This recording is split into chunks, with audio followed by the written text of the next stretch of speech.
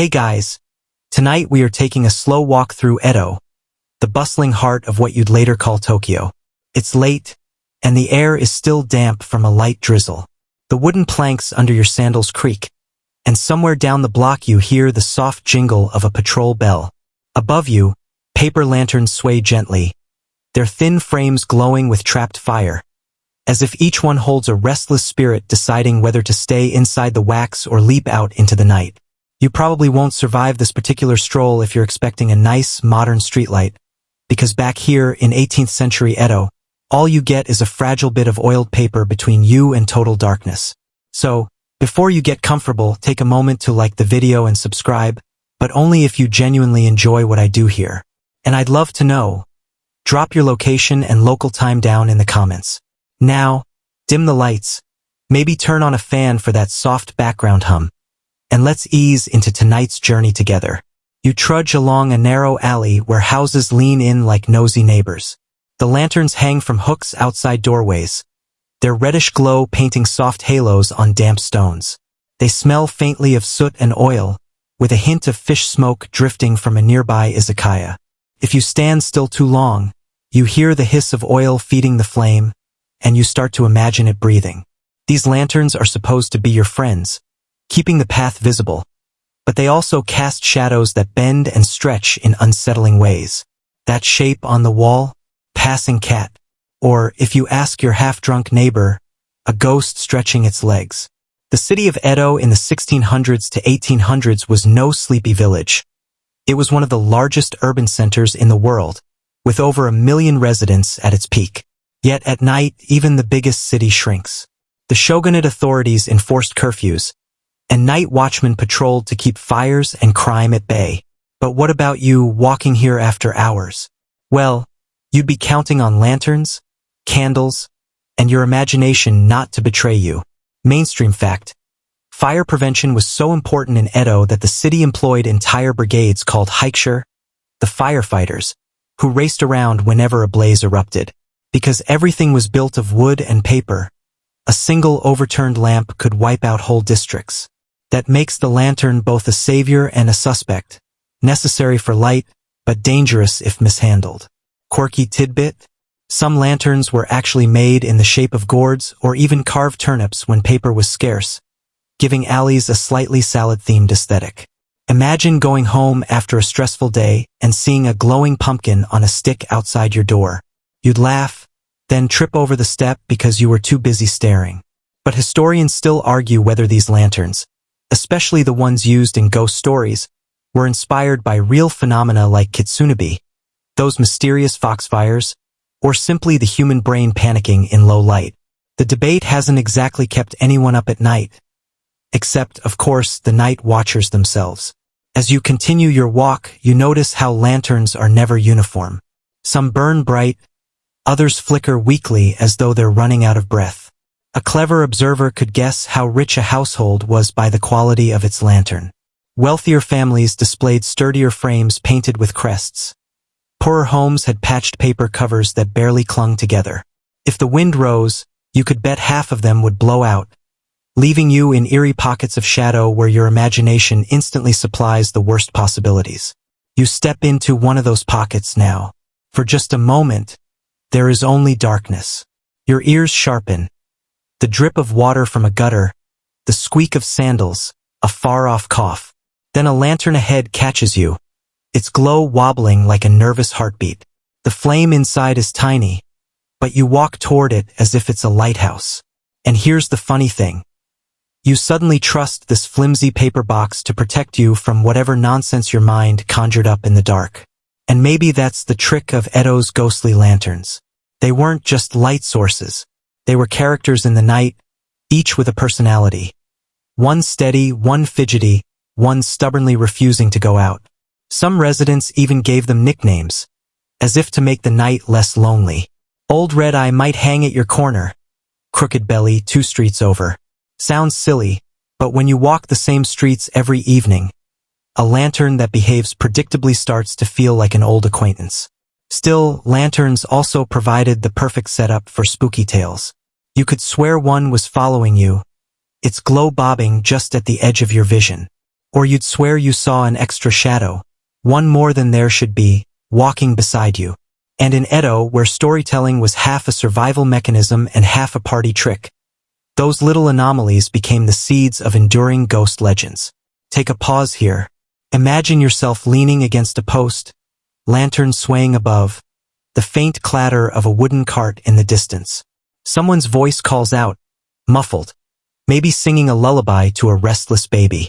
The flame overhead seems to pulse in rhythm with the song, almost as if the lantern itself is humming along. You let your eyes close for a second, then open them to find the alley hasn't changed, but your mood has. The city is alive, the lantern is alive, and maybe you are, too, in ways you forget during the day. Of course, it doesn't take much for that comfort to snap. A sudden gust rattles the flame, shadows lurch sideways, and you feel as though something just darted across your path. Rationally, you know it's nothing, maybe a rat, maybe your sleeve brushing the lantern string. But superstition grows in silence. And Edo nights had plenty of silence to spare. So here you are, surrounded by lanterns that both guard and tease you. They're warm companions and eerie tricksters all at once. Their light is steady enough to keep you moving but unpredictable enough to keep your heart just slightly faster than resting pace. And whether you're heading home or just killing time until dawn, you can't shake the sense that each lantern is watching back. You trail after the soft clanging of a wooden clapper, the kind used by Edo's night watchers to announce their rounds. The sound is oddly comforting, though not exactly melodic, more like 2 blocks of firewood arguing with each other. Still, you follow, because in this world of swaying lanterns and muttering shadows, a human presence is worth its weight in gold. The night watchers, Yuriki and Dashin in the shogunate's bureaucracy, with hired assistants beneath them, weren't glamorous figures. They weren't samurai dueling at dawn or dashing thieves leaping over rooftops. They were men with clappers, bells, and sometimes just strong lungs, trudging up and down the lanes to keep everyone calm. If you were hoping for Batman, I'm sorry, what you get instead is closer to your middle-aged uncle doing laps with a cowbell. And yet, these fellows were essential because Edo was basically one giant tinderbox waiting to catch fire. You imagine yourself walking behind one of them now. He carries a lantern on a pole, swaying with his steps. The light pools on the cobbles, then slips away, leaving you momentarily in shadow until the next swing. His robe is simple, not flashy, dark cotton with maybe a crest on the back, if he's lucky. Around his waist is a sash, and tucked into it might be a small wooden tablet marking his authority. Nothing that screams power. Just enough to say, yes, I'm supposed to be wandering your street at midnight. Please don't call the magistrate. Mainstream fact. These watchmen were also part of the firefighting system. They were expected to raise the alarm if smoke or flames were spotted. Because of this, they carried whistles, drums, and lanterns not just to be seen, but to be heard.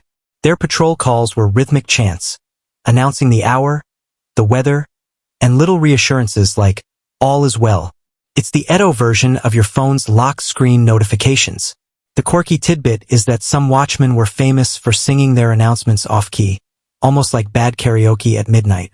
Neighbors would actually complain. Imagine trying to sleep, only to hear a guard bellowing in a nasal tone about how the fire risk is medium but manageable. And yet, in the silence of Edo's narrow lanes, even the worst voice was a reminder that someone was awake and keeping watch. Historians still argue whether these guards were more effective as deterrents or as noisemakers. Some records suggest criminals laughed at their predictable routes, timing burglaries right after a patrol had passed. Others argue that the psychological effect, knowing a clapper might sound at any moment, was enough to keep mischief at bay. The truth is probably somewhere in between, as it usually is. You and your tired feet follow the guard past row houses, each front marked by a paper lantern with family crests painted in brush strokes. Some doors are shut tight. Others crack open just enough to let out the smell of miso or the laughter of someone still awake.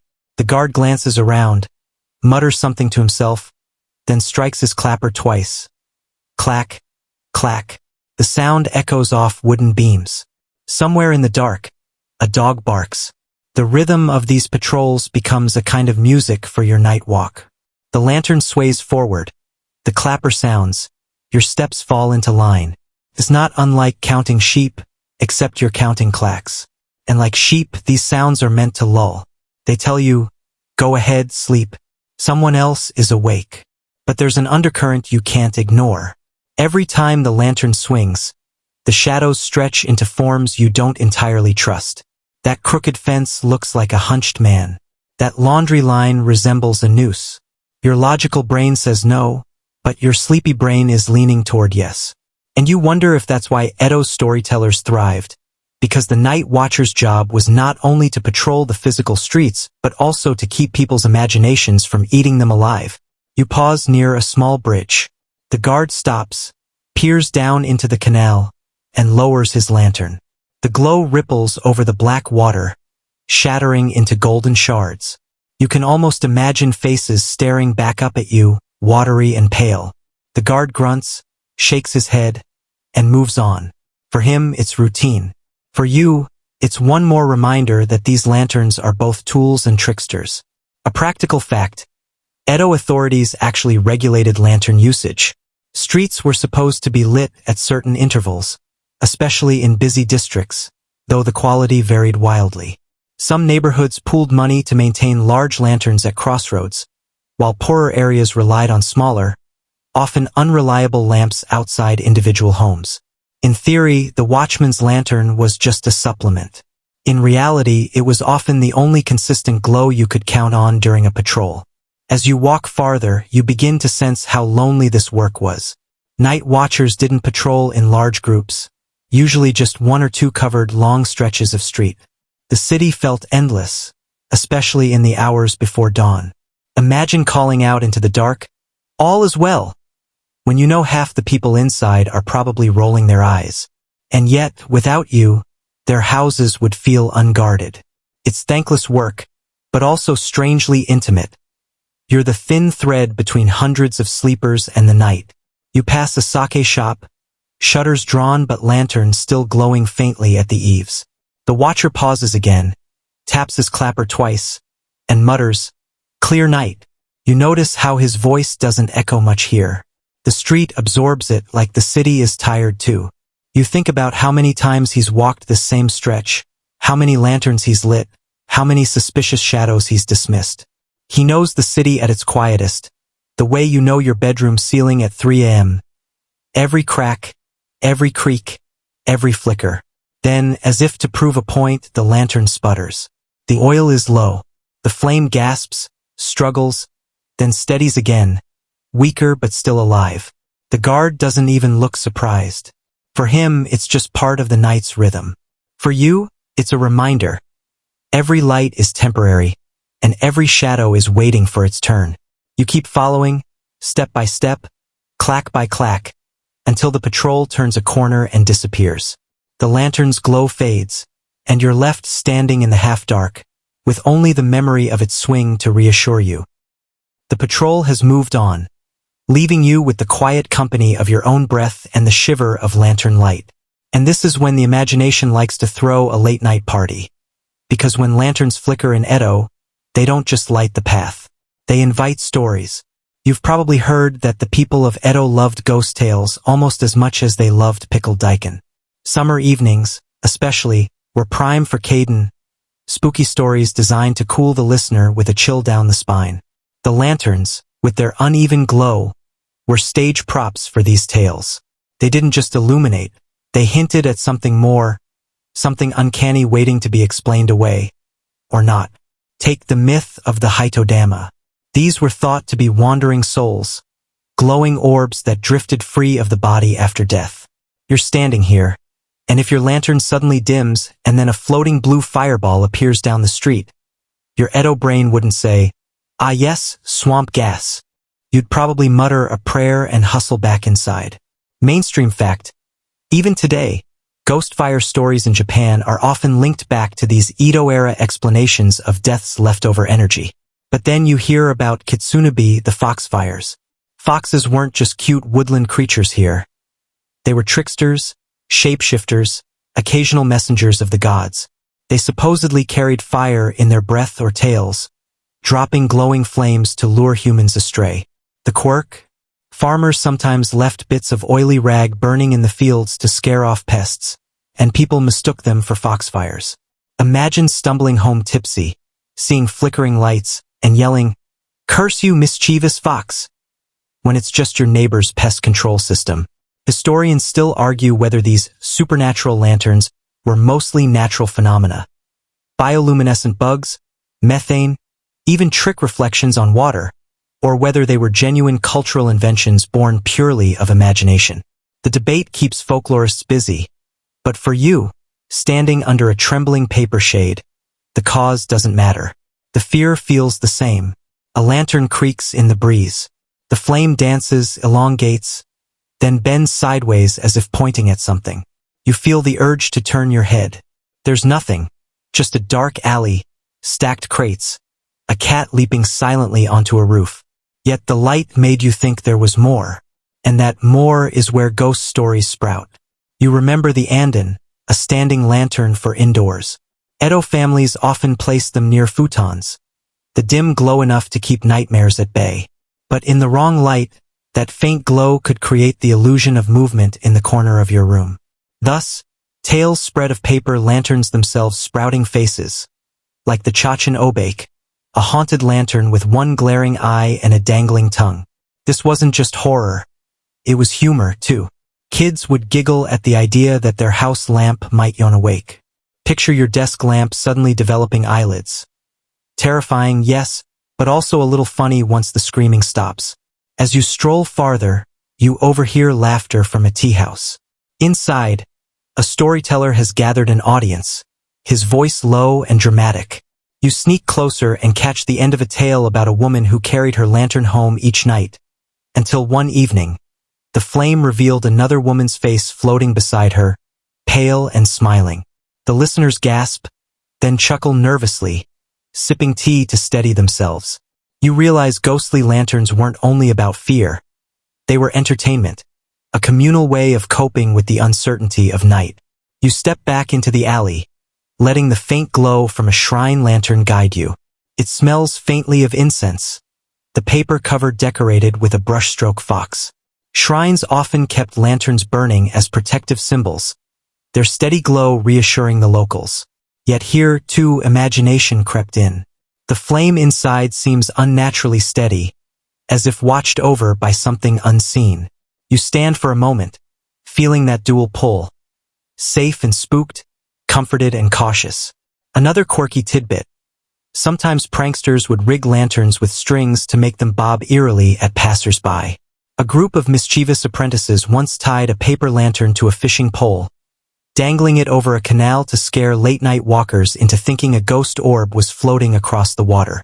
People screamed, slipped, fell into the canal, and the pranksters? They laughed until their master found out and made them scrub floors for a week. The fact remains, lanterns were as much about perception as reality. The paper itself distorted the flame, so you never saw a clean light, always a softened, swaying glow. And the brain, clever but anxious, filled those distortions with shapes, eyes, and whispers. Think of the way modern folks swear they see faces in power outlets or hear voices in white noise. Edo lanterns were the same, only with higher stakes. No electric switch to banish the darkness. Just your trust in fire and paper. You pause now at a small square where 3 lanterns hang from a post. They sway gently, flames inside bobbing like curious fish.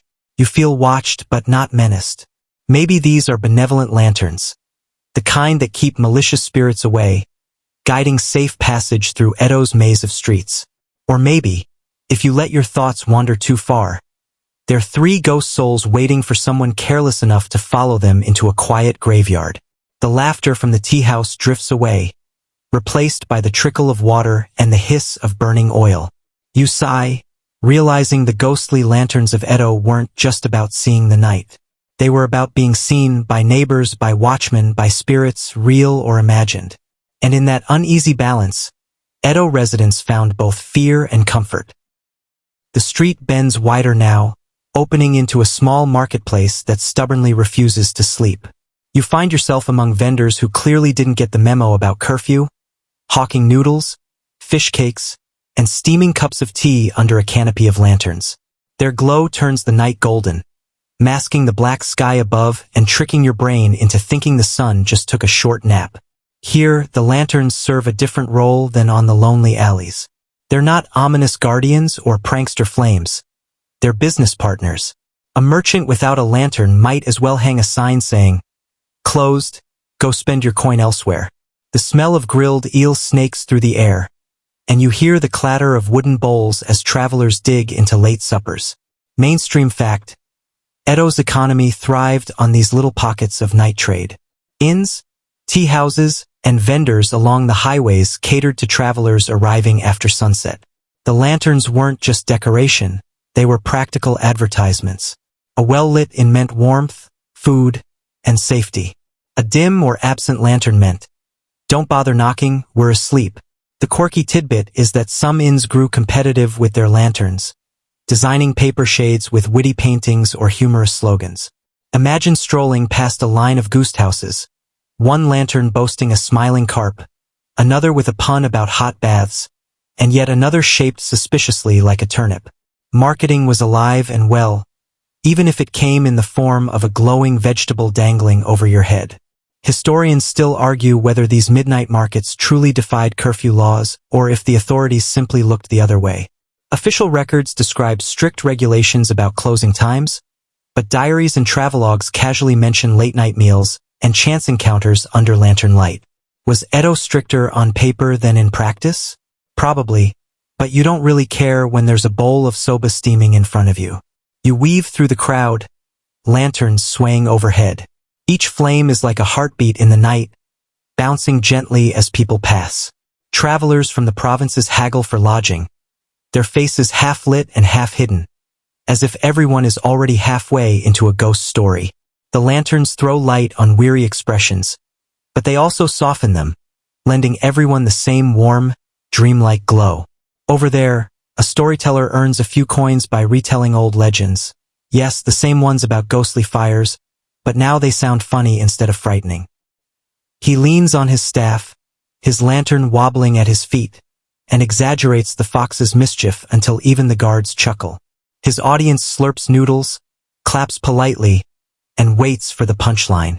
You realize that lanterns weren't only props for fear, they were props for comedy too.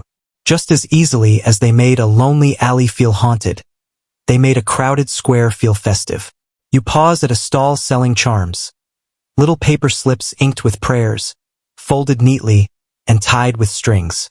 The merchant explains they're meant to keep wandering spirits away, especially if you hang them on your lantern.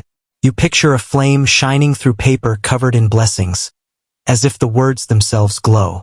For a small fee, the merchant insists your nightly walk will be ghost-proof. You nod politely, though in the back of your mind you suspect the real charm is just having enough sake to sleep through the night. Nearby, an innkeeper fusses with his grand lantern, painted in bold strokes with the name of his establishment. He wipes soot from the paper and adjusts the flame, grumbling about the oil cost. It strikes you that behind all the superstition and artistry, lanterns were a practical expense. One more thing on the balance sheet. Too dim and no guests. Too bright and your oil bill goes through the roof. Managing a lantern was like running a social media account today. Keep the glow steady, make sure people notice, and don't run out of fuel halfway through. You buy a small skewer of dumplings and sit on a wooden bench, chewing slowly as lanterns sway above. The dumpling sauce drips onto your sleeve, and you think about how ordinary and comforting this scene is. Food, laughter, light. But then, because this is Edo, the line between ordinary and eerie blurs again. A lantern flares suddenly, brighter than the rest, and for a moment everyone's faces look sharper, almost skeletal. The flame steadies, and the crowd resumes eating as if nothing happened. But you can't shake the thought. How many ghost tales began in perfectly mundane markets just like this one? The laughter of drunk travelers spills into the night, and a group of performers begins juggling under the glow. Their lanterns, tied to poles, bob dramatically as they toss fans and sticks in the air. The crowd claps in rhythm, children squeal, and the performers bow low. Here, the lanterns aren't ominous. They're stage lights, transforming a dirt square into a theater. You lean back, dumplings finished, and close your eyes for a second. The sounds swirl around you. The clatter of bowls, the crackle of flames, the hum of conversation. When you open them again, the lanterns blur slightly, like floating suns. You're reminded that the night in Edo wasn't always about fear or duty. Sometimes it was just about gathering in the soft glow and pretending the world outside the light didn't exist. You get up, brush off your hands, and head down another lane. The market fades behind you, replaced once more by narrower streets and quieter homes. The lanterns are fewer here, the night heavier. But you carry a little warmth from the square with you, tucked somewhere between your ribs. The lanterns taught you a trick. Even in a city of wood and shadows, you can carve out spaces of joy. The cheer of the marketplace drifts away, leaving you with a quieter, heavier night. The streets seem narrower here, and the lanterns fewer, their light stretched thin across long shadows. This is the part of Edo where the mood turns uncertain. And you quickly realize why, because when a flame misbehaves, people stop seeing it as a tool and start seeing it as a sign. In Edo, fire was the great terror. Whole neighborhoods had vanished overnight from a single spark. Imagine hundreds of wooden houses, thatched roofs, paper screens, all pressed together like kindling. One unlucky lantern, tipped by the wind or dropped by a clumsy hand, could erase blocks in a heartbeat. You walk now past charred timbers, reminders of fires past, rebuilt but not forgotten. The smell of smoke seems woven into the wood. Mainstream fact, one of the worst disasters, the Great Fire of Mairiki in 1657, destroyed much of Edo and killed tens of thousands. It started from a small flame. Accounts differ whether it was incense, a funeral ritual, or sheer accident. Historians still argue whether the scale was worsened by superstition, with some residents too afraid to act quickly because they believed the blaze was punishment from the gods. By the time reality set in, the fire was unstoppable. Now imagine being a night watcher after that tragedy. Every flicker of a lantern must have felt like a warning. And for ordinary townsfolk, those little misbehaviors, the sudden flare, the hiss, the paper burning too fast, weren't just accidents. They were omens. A ghost upset? A spirit punishing careless humans? Even a normal oil sputter could spiral into whispers. The lantern showed anger last night, so we must have offended someone. Here's a quirky tidbit. People sometimes swore that flames spelled out shapes or characters in the smoke. One story tells of a lantern flame twisting into the shape of the kanji for death. Was it a bad wick? Too much oil? Or a ghostly hand sending a message? You can't prove it now, but in that moment, standing in a fragile wooden house with your family asleep, you definitely panic. You stand at a crossroads where a single lantern hangs from a high pole. The flame inside suddenly leaps, brighter than it should be, throwing long claws of shadow across the ground. A group of children once claimed such sudden bursts were ghost lanterns feeding on fear, growing fat for a moment before dying back down. Adults laughed, but privately they muttered prayers, just in case. Fear and faith were always dancing partners here. You walk past a shrine where offerings of rice and sake sit under a lantern that's barely holding on. The flame sputters, spits sparks, then steadies. It's fine, you tell yourself, it's just oil. But the old priest sweeping the steps frowns, nods toward it, and mutters about spirits testing patience. Even practical men couldn't quite shrug off the symbolism. The suspicion extended beyond shrines.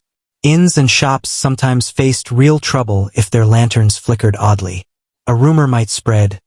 That inn's lamp went dark 3 times last night. It must be cursed. Guests avoided it, trade slowed, and soon the unlucky innkeeper was left defending his reputation against shadows. Imagine Yelp reviews written by ghosts. One bad lantern night, and your star rating plummets. You stop at a canal bridge, leaning on the wooden rail.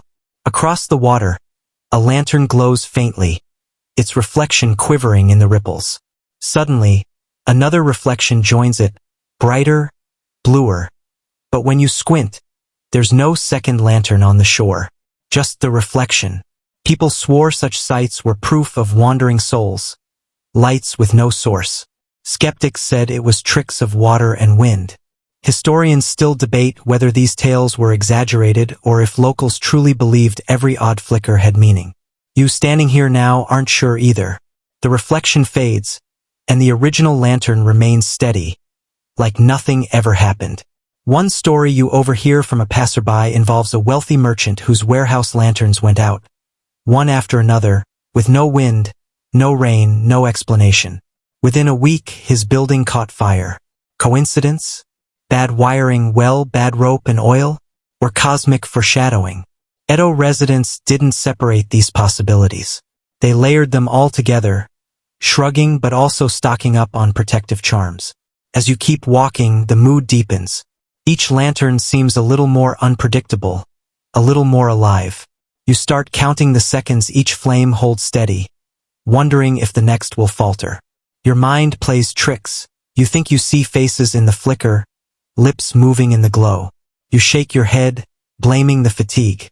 But part of you whispers, what if the city itself is watching, through these tiny burning eyes?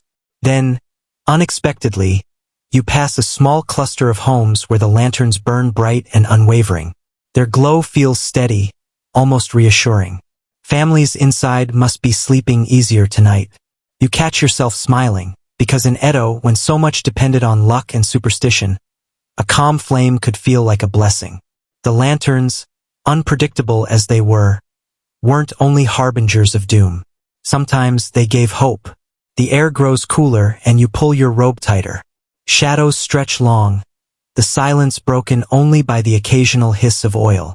You realize that fear and suspicion weren't just about the lanterns themselves. They were about control. Or rather, the lack of it.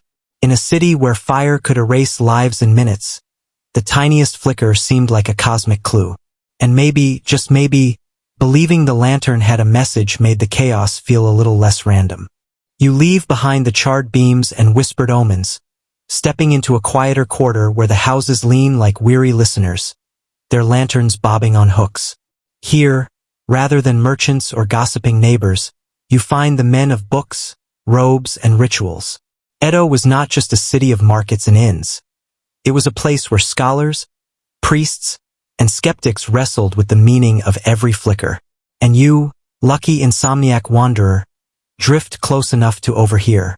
In one tea house, lit by a single low lamp, Confucian scholars argue over tea gone lukewarm. Their voices rise and fall like sparrows quarreling. One insists that strange lantern behavior must be studied rationally: oil quality, wick fibers, humidity, air currents. He scribbles calculations, diagrams of airflow, as if he can trap a ghost with geometry. Another shakes his head, saying the people's belief in spirits gives order to their fear. Even a false omen comforts the heart, he says, tapping his fan against the table. Historians still argue whether Confucian rationalists truly dismissed ghost lantern tales, or whether they quietly tolerated them to keep harmony. You sip your imaginary tea, finding both sides strangely convincing. Across the street, at a small Buddhist temple, a monk tends to his lamp, adjusting the wick with patient care. He explains to a nervous visitor that flames are like minds, unstable, restless, flickering between clarity and delusion. If the lantern sputters, it is not because of spirits but because human hearts are unsettled. Calm yourself, he says, and the flame will calm too. The visitor nods, though he looks no less rattled. A mainstream fact: Buddhist monks often used lanterns as teaching metaphors, especially during ceremonies like Obon, when light guided ancestral spirits home. The monk here stretches that symbolism into therapy. Ghost stories become parables about your own wandering thoughts.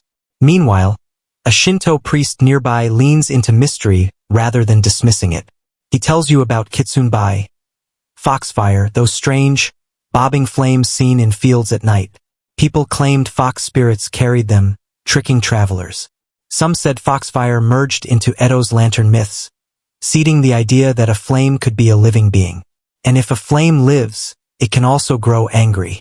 To soothe it, charms of rice paper and salt were offered at shrines, alongside whispered apologies. The priest grins, telling you one family even apologized to their lantern every night, as though it might sulk if ignored. Quirky, yes, but they swore their house never burned. You stroll further where skeptics make their camp. One physician writes pamphlets explaining that people are just hallucinating from fatigue. Long night shifts, poor diet, smoke-filled air. Of course they're seeing faces in lantern flames. He describes lamp phantoms, shapes imprinted on tired retinas. Logical, yes, but you notice his pamphlets don't sell well. After all, your hallucinating doesn't exactly tuck a frightened child into bed. Ghosts make better bedtime stories than faulty eyeballs. It strikes you how each group circles the same flame, bending it toward their worldview. Confucians chase order, Buddhists chase meaning, Shinto priests chase spirits, and skeptics chase faulty brains. And in the middle, the common night watcher simply hopes his lantern doesn't betray him. A little boy trails behind his father on patrol. The lantern in the man's hand spits sparks. The boy squeals, tugging his father's robe. The ghost is angry. The father sighs, mutters something about wet oil, but then, almost sheepishly, offers a bow toward the flame. He doesn't admit belief, but he doesn't risk disbelief either. You smirk. Because isn't that exactly how most people treat horoscopes? You pause at another tea house, where storytellers perform for a circle of listeners. Tonight's tale. A scholar who tried to disprove ghostly lanterns. He placed his lamp in a sealed jar, convinced it would burn steadily. Instead, the flame danced wildly, though no wind could touch it. Terrified, he smashed the jar, and from the shards rose a glowing orb that floated out the window. The crowd gasps. You think, draft holes, airflow, science. But you also notice your skin prickling, goosebumps forming despite the logic. That's the trouble with skepticism. It doesn't always stop the shiver down your spine. Historians still argue whether Edo's lantern legends grew more from religion or from entertainment.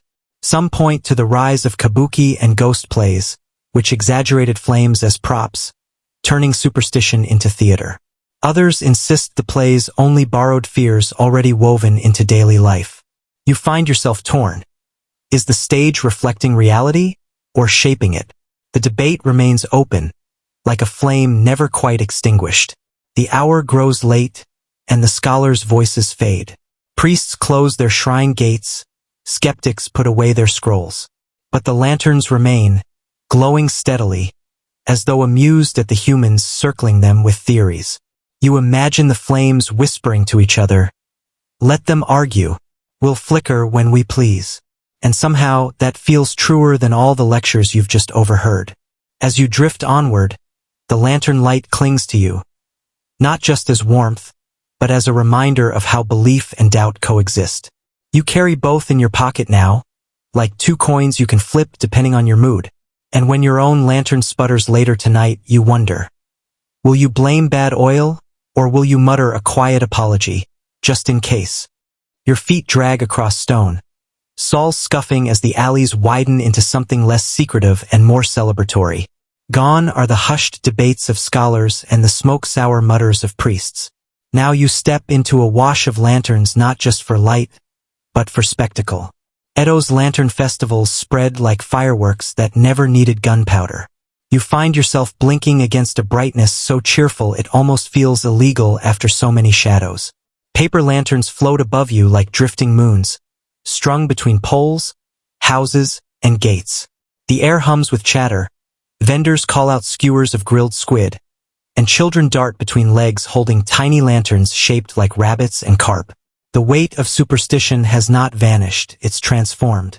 Once, a flicker meant a ghost. Now, the same flicker makes a child giggle. You can't help but laugh softly yourself. Somehow the same flame that spooked night watchers now guides families toward candy stalls.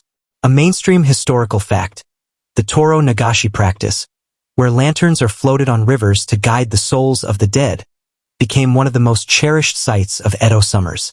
Imagine dozens, no, hundreds, of glowing orbs gliding across dark water, their reflections doubling them, tripling them, until it feels like an entire galaxy has landed in the riverbed.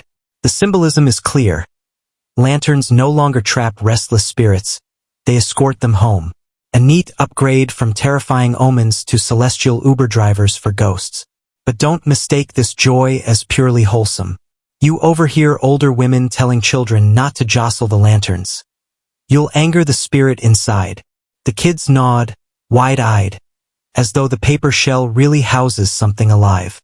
A quirky tidbit surfaces. Some families gave their festival lanterns names, whispering thanks before letting them drift away. You picture a child waving goodbye to Mr. Bright Bright, who then sails into the dark river like some dignified retiree. Historians still argue whether this naming habit was widespread tradition or just charming family eccentricity, but the image alone makes you grin. Performers gather crowds, too, using lanterns as props in puppet plays. One story unfolds before you. A jealous ghost who hides in a lantern, only to be tricked when the flame is extinguished by a clever maiden. The crowd roars with laughter, clapping as the ghost's papier-mâché mask tumbles out of the lantern like a clown's prize. You think, that's the same ghost who terrified guards 2 alleys over, now reduced to slapstick. Fear, it seems, is only one script away from comedy. Kabuki theaters take the transformation further. You glance inside one and catch a glimpse of stagehands lowering rows of lanterns painted with monstrous eyes. The audience gasps, then laughs, recognizing the exaggeration. Flames become characters, personalities projected onto them. Greedy, playful, jealous. Theatrical ghosts don't want your soul. They want applause. And you, slipping into a seat at the back, find yourself clapping too, lulled by the safe thrill of art. Yet beneath the fun, the festivals serve a civic function. The shogunate encouraged them, knowing that well-lit streets during festival nights meant fewer crimes and calmer citizens. Light equals safety, after all. Edo was a wooden city, prone to fire, but it also thrived on community events that kept everyone watchful in cheer rather than paranoia. Fear turned to festivity. That's political genius wrapped in paper and tied with string. A child tugs your sleeve. She points to a lantern shaped like a lotus, bobbing above the crowd. That one carries grandma, she whispers. You realize the line between toy and ritual still lingers. The lantern festivals aren't simply about fun. They're an annual reminder of the thin veil between the living and the dead. And somehow, surrounded by so much laughter, that veil feels softer, less frightening. You pass a vendor selling charms, painted with flames and foxes. He swears these will protect your lantern from turning ghostly. Of course, you buy one, tucking it into your sleeve. You're not immune to marketing even across centuries. He winks, telling you he once sold the same charm to a samurai who wanted ghost-free lantern duty. Whether the story is true or not, it sells you on the charm's worth. Capitalism, it seems, burns as steadily as any flame. By now, your ears fill with festival music, taiko drums pounding slow rhythms, flutes winding high notes above them. The beat pulls you down the street, where lanterns shaped like dragons twist above dancers. You notice the dragon's belly glows brighter with every drumbeat, as if the flame inside can hear. You half expect it to breathe fire for real. And maybe, just maybe, in the minds of Edo's children, it does. Historians still argue whether these festivals truly diluted fear, or if the ghostly undercurrent remained just below the laughter. Perhaps the two could never be separated. The joy only sweeter because it was born from dread. You realize you're walking proof of that. Earlier tonight, the lanterns made you shiver. Now they make you smile. That's not contradiction, that's balance. You pause by the river, watching lanterns drift into the dark distance. They float quietly, flame steady, no mischief in sight.